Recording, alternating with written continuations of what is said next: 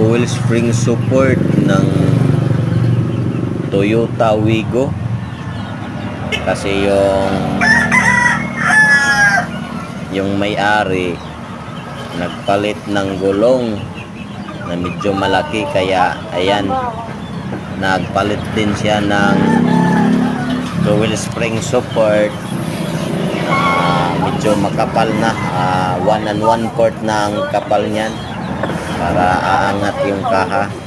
So ayan, natrabaho ko na. Kaya kato kaya na Nicolas.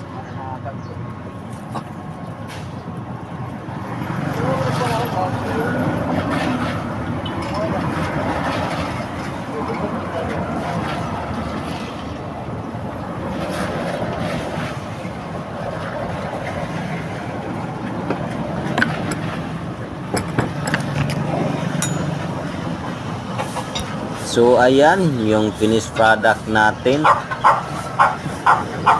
Nagandang pagkagawa.